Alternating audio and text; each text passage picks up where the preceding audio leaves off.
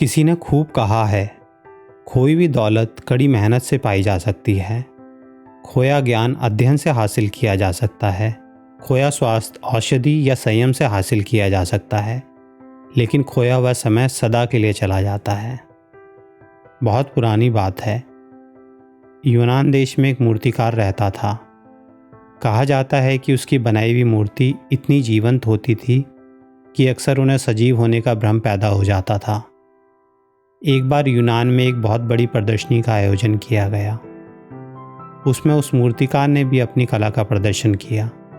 यूं तो सभी मूर्तियां एक से एक बढ़कर थी, पर एक मूर्ति अद्भुत और बेजोड़ थी।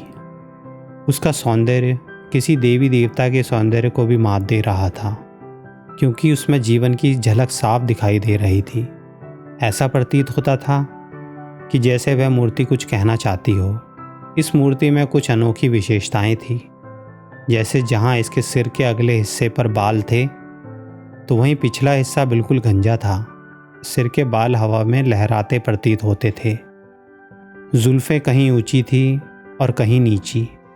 उसके पाँव में पंख लगे थे और वह अपने पैरों की अंगुलियों के बल खड़ा था। उसके हाथ में एक उस्तरा था और मुख पर एक रहस्यमयी हंसी।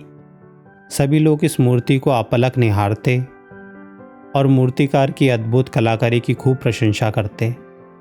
तभी एक युवक वहां आया और मूर्ति को ध्यान से देखने लगा। उसके मन में इस मूर्ति के बारे में और अधिक जानने की उत्सुकता जागी। उसने मूर्तिकार से पूछा, यह मूर्ति किसकी है? मूर्तिकार ने एक गंभीर दृष्टि उस युवक पर डाली और फिर मंद स्वर में कहा, यह समय है। युवक समय की इस मूर्ति को देखकर आश्चर्यचकित रह गया।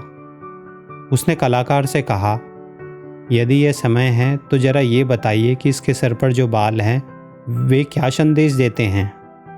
मूर्तिकार ने कहा, सिर के आगे के भाग पर जो बाल हैं वे बताते हैं कि यदि आप समय को पकड़ना चाहते हैं तो उसके माथे पर लटकती हुई इन बलखाती लटों से ही उसे पकड़िए। अर्थात केवल वर्तमान ही तुम्हारे हाथ में है। युवक यह जवाब सुनकर बहुत प्रसन्न हुआ। उसे लगा जैसे इस रहस्यमय मूर्ति में और भी कई अद्भुत संदेश छुपे हैं।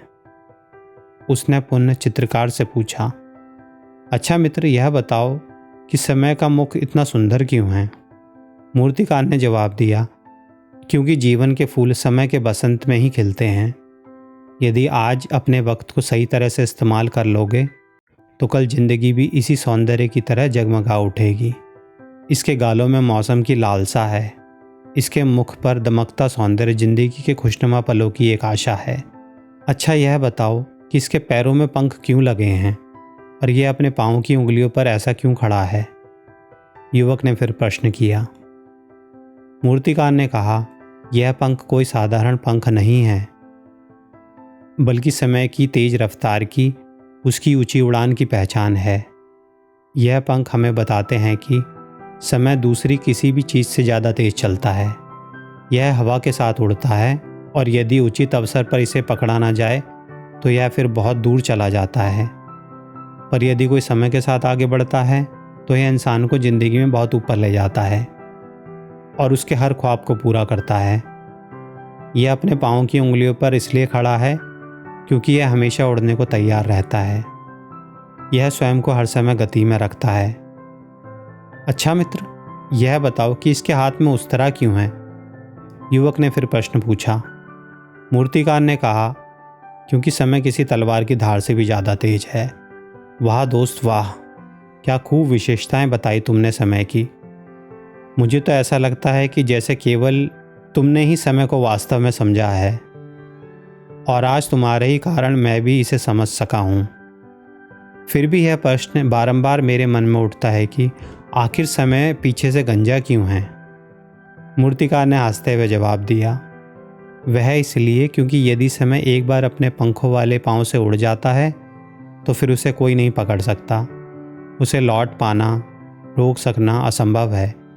यदि समय को काबू करना चाहते हो, उसके मस्तक पर लटकते बालों से पकड़ो, यानी वर्तमान का सदुपयोग करो और फिर तुम जिंदगी में सब कुछ पा सकोगे। पर यदि समय को कभी पीछे से पकड़ने का प्रयास करोगे तो कभी उसे छू भी नहीं पाओगे। और ज़िंदगी में खाली हाथ ही रह जाओगे। जिन्हें आगे बढ़ने की लालसा है उन्हें समय के साथ साथ कदम मिलाकर ही आगे बढ़ना पड़ेगा। इस कहानी से हमें यह सीख मिलती है कि जो समय बचाते हैं वे धन बचाते हैं। बचाया हुआ समय कमाए हुए धन के बराबर ही होता है।